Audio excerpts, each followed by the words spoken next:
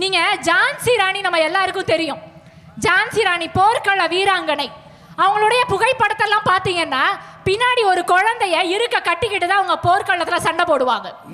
இன்றைய பெண்களும் பிள்ளையை சுமந்து கொண்டே குடும்ப குதிரையை ஓட்டிக்கொண்டே இந்த சமூகமும் சமயமும் தனக்கு எதிராக கட்டமைத்திருக்கின்ற அத்துணை தடைகளையும் உடைத்து தானும் முன்னேறி சென்று குடும்பத்தையும் முன்னேற்ற ஜான்சி ராணிகள் இல்லையா இன்றைய பெண்கள்?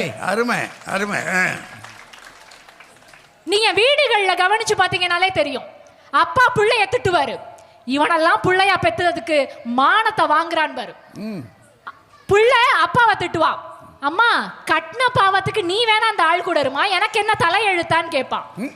ஆனா அப்பா கிட்ட ஏங்க அவன் ஃப்ரெண்ட்ஸோட டூர் போறான்னா அப்பா கிட்டையும், டேய் அப்பா உன்னை வண்டியை சர்வீஸ்க்கு விட சொன்னாருடான்னு பிள்ளை கிட்டையும் காலம் காலமாக அப்பாவுக்கும் பிள்ளைக்கும் இடையே உறவு பாலமாக இருப்பதே பெண்கள் தான்.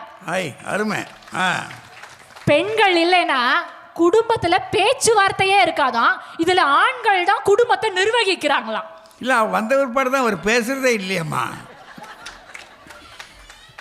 பிள்ளைட்ட அப்பாவையும் அப்பாவிடம் பிள்ளையையும் பிறந்த வீட்டின் பெருமையை புகுந்த வீட்டிலும் புகுந்த வீட்டின் பெருமையை பிறந்த வீட்டிலும் எங்கேயுமே யாரையுமே விட்டு கொடுக்காமல் கட்டுக்கோப்பாக குடும்பம் நடத்துபவள் தான் பெண்.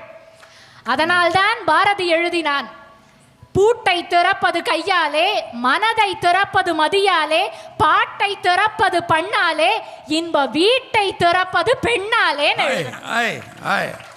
இப்ப வீட்டிலே இன்பம் பிறக்க வேண்டும் என்றால் அங்கே பெண் இருக்க வேண்டும். அதுதான் உண்மை.